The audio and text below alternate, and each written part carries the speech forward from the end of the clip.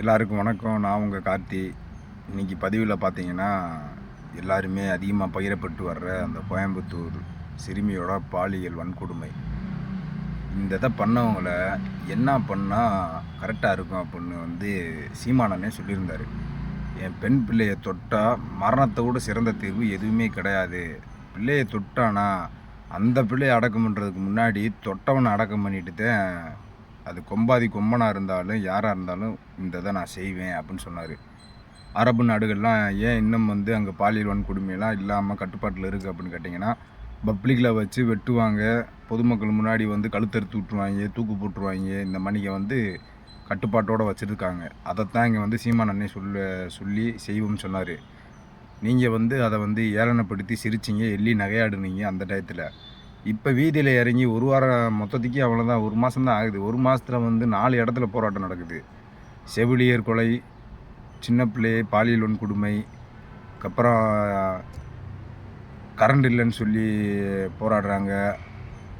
என்ன நாட்டில் என்னதே நடக்குது? சிஎம் டெய்லியும் கரெக்டாக 4 மணிக்கெலாம் ஆஃபீஸை விட்டு வெளியே வந்துடுறாராம். 9 மணிக்கெலாம் ஸ்கூல் 5 மணிக்கு 9 மணிக்கு உள்ளே போகிறவர் 4 மணிக்கு வெளியே வராராம். போய் என்ன பண்ணுறான்னு தெரில. மதியானம் ஆனால் டிஃபன் பாக்ஸில் சாப்பாடை போட்டு சாப்பிட்டு இனிமேல் காமராசராக மாறிடுறாரு போலுக்கு. நடிக்க தெரிஞ்சவனுக்கு இதை செய்ய தெரியாதா என்ன? இது விஜய் ரசிகர்களும் பார்ப்பீங்க, நடந்தது நல்லதா கெட்டதா அப்படின்னு நீங்களும் யோசித்து சொல்லுங்கள். ஓட்டு யாருக்கு வேணால் போட்டிருக்கலாம், ஆனால் அது மக்களுக்கான ஆட்சியாக இருக்கணும். அதுதான் இங்கே முக்கியம். அனுபவமே இல்லாமல் ஒரு ஆளை உட்கார வச்சு எப்படி இந்த மக்களுக்கு இவ்வளவு அறிவு வேலை செய்யுதுன்னு தெரியல. 3 வருஷத்தில் முதலமைச்சர் சூப்பர். 15 வருஷமாக ஒருத்தர் கத்திக்கு இருக்கார். எவ்வளவு திறமை இருந்தாலும் அதை காட்டுறதுக்கான வாய்ப்பு கிடைச்சா தான் காட்ட முடியும். அப்புறம் நான் என்ன பண்ண முடியும்னு வருத்தத்தோடலாம் அண்ணன் பேசிட்டார் சீமானண்ணன். சீமானண்ணன் சொன்னாலே அவரோட கருத்துக்களை உங்களால் இப்போ ட்ரோல் பண்ணுறீங்க, அவர் பேசுனதை எடுத்து போட்டு பேசுகிறீங்க. என்னதான் பண்ணாலும் நீங்கள் கைவிட்டுட்டீங்கல்ல.